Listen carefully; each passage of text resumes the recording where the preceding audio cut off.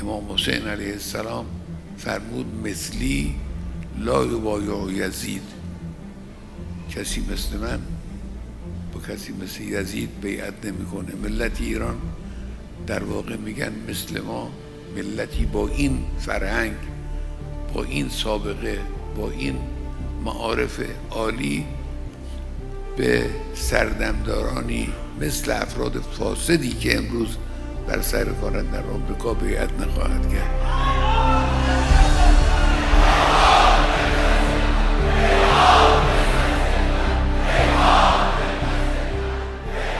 On the morning of Saturday, February 28th, in the heart of the holy month of Ramadan,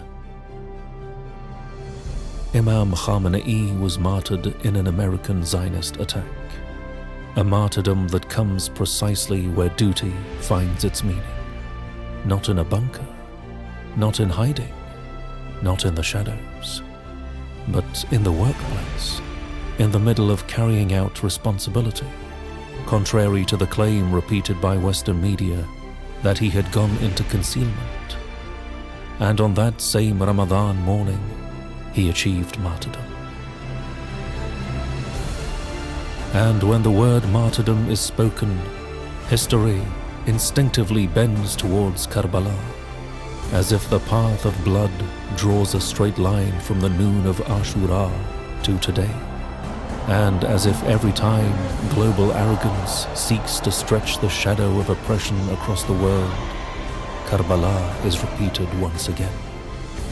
Why did Imam Hussain, peace be upon him, rise? Not for power, not for a name or a throne, but to stand against oppression, so that humanity would not bow under humiliation and deviation, so that independence and human dignity would not be bargained away to the world of disbelief and arrogance. And whoever dares to say no must be ready to pay the price. Yet, within that very cost lies God's promise. The promise of the victory of truth, the promise that the path will endure, the promise that the blood of the oppressed will not be spilled in vain. One day, Imam Hussain paid that price, so that people would learn what noble freedom means, and understand that silence in the face of injustice is to walk alongside the oppressor.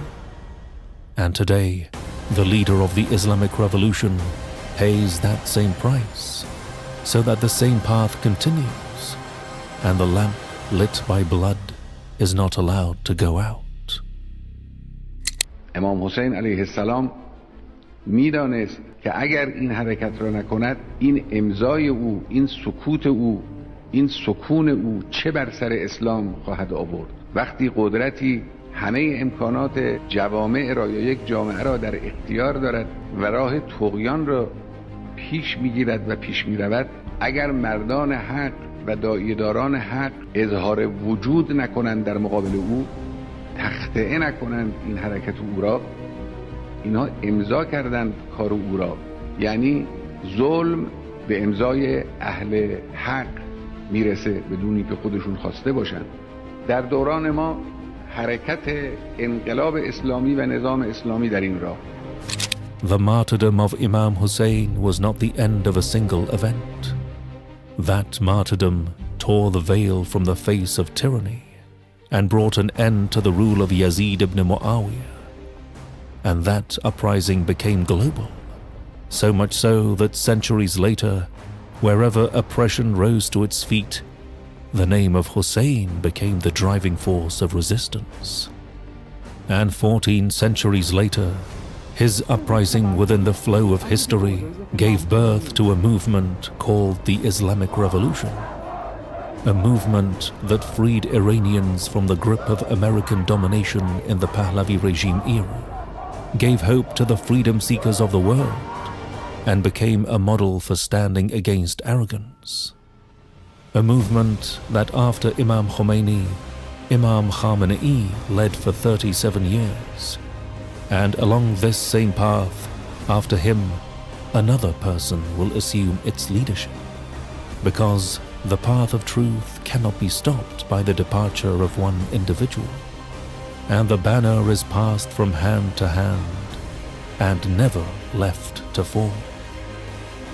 Just as the martyrdom of Imam Hussain spread his uprising across the world and made him an exemplar for all who seek freedom, so too the martyrdom of Imam Khamenei, in continuation of that same road, will become the ground for a global uprising to overthrow oppression and tyranny.